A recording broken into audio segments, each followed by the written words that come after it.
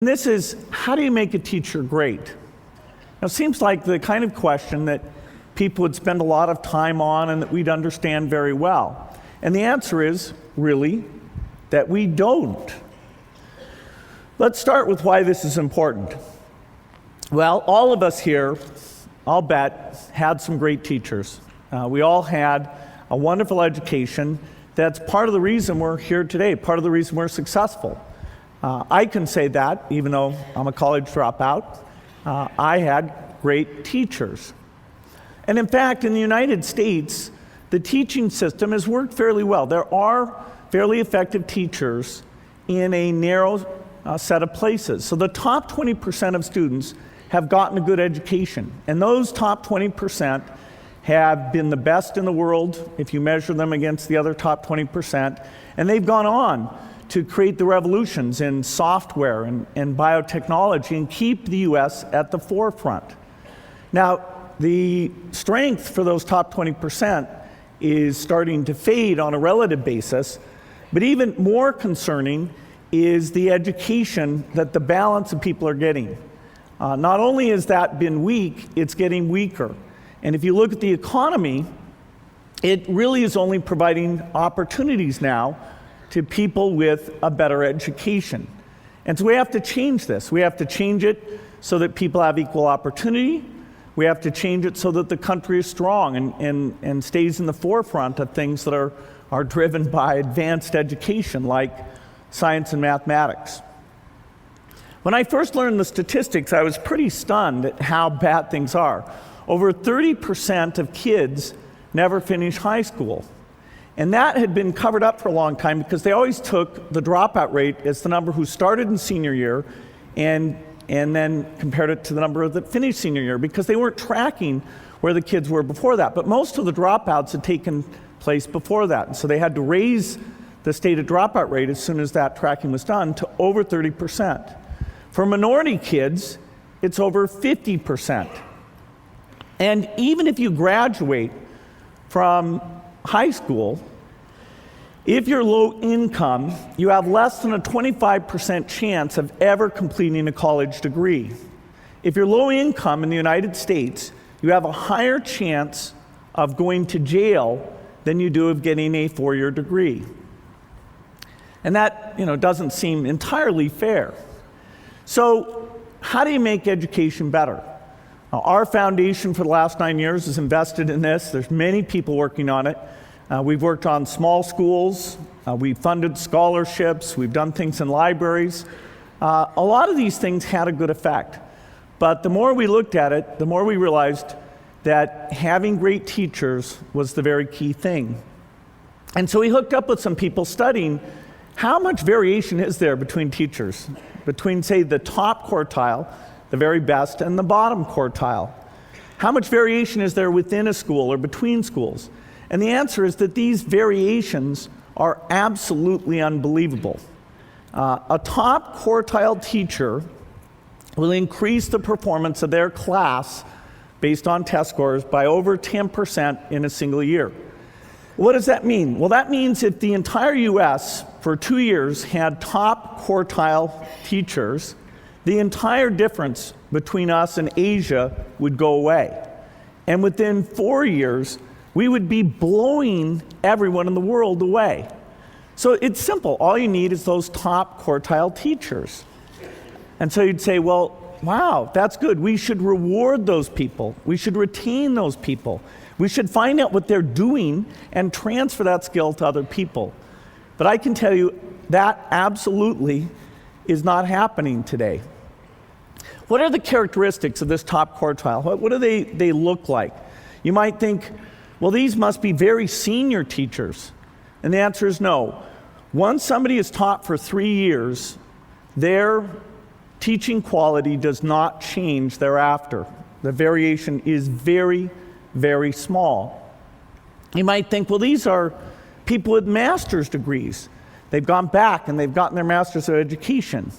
This chart takes 4 different factors and says, how much do they explain teaching quality? That bottom thing, which says there's no effect at all, is a master's degree.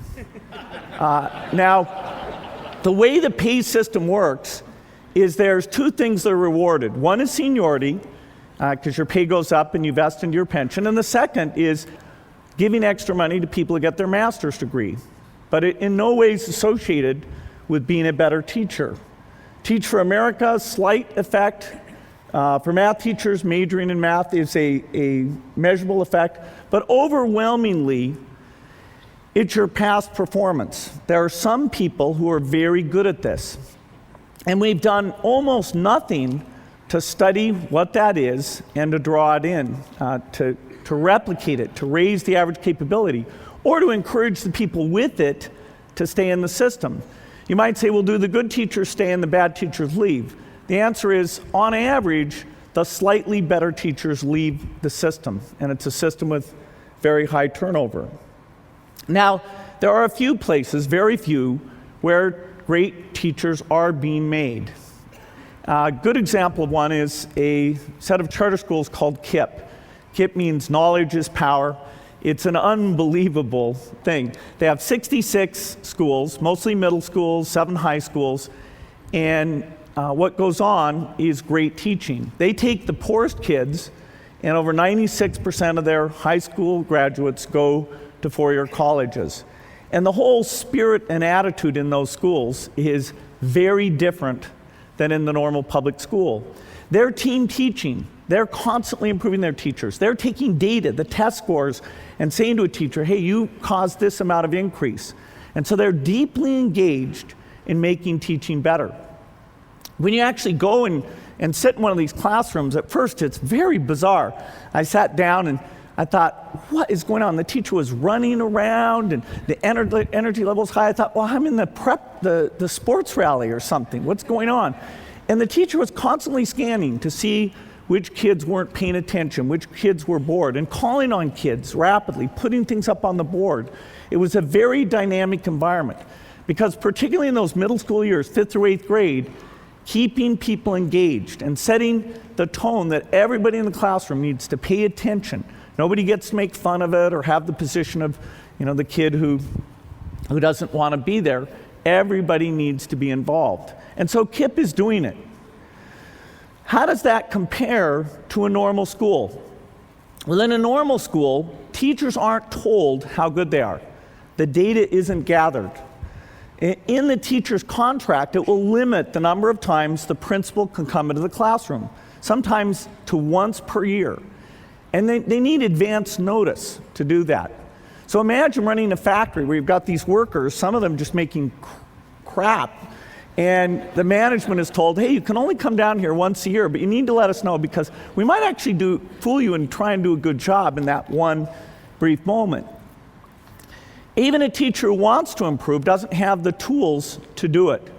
They don't have the test scores.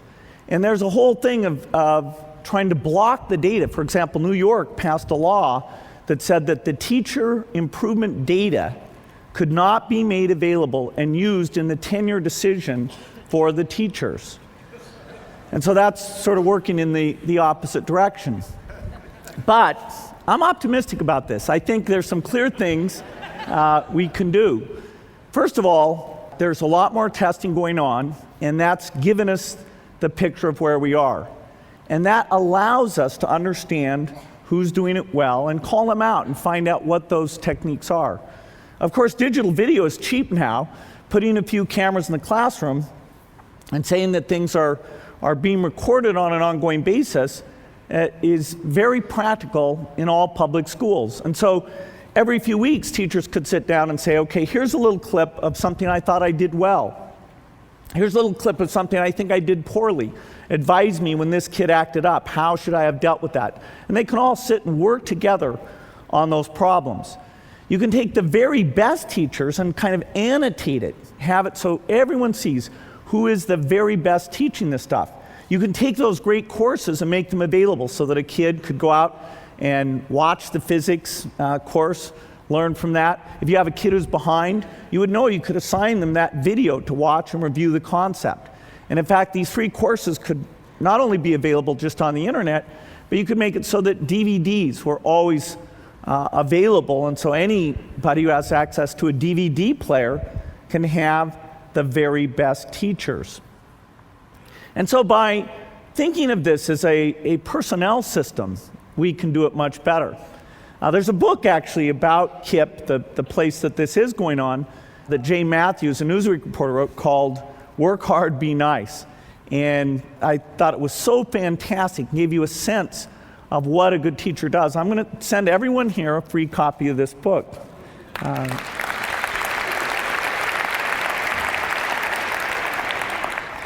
Now, we put a lot of money into education, and I really think that education is the most important thing to get right for the country to have as strong a future as it should have. In fact, we have in the stimulus bill, it's interesting, the House version actually had money in it for these data systems, and was taken out in the Senate because there are people who are threatened by these things. But I'm optimistic. I think people are beginning to recognize how important this is, and it really can make a difference for millions of lives if we get it right. Well, I only had time to frame those two problems. There's a lot more problems like that. AIDS, pneumonia. I can just see you're getting excited just at the very name of these things. And the skill sets required to tackle these things are very broad. You know, the system doesn't naturally make it happen. Governments don't naturally pick these things in the right way. The private sector doesn't naturally put its resources into these things. So it's going to take brilliant people like you to study these things, get other people involved, and you're helping to come up with solutions. And with that, I think there's some great things that will come out of it. Thank you.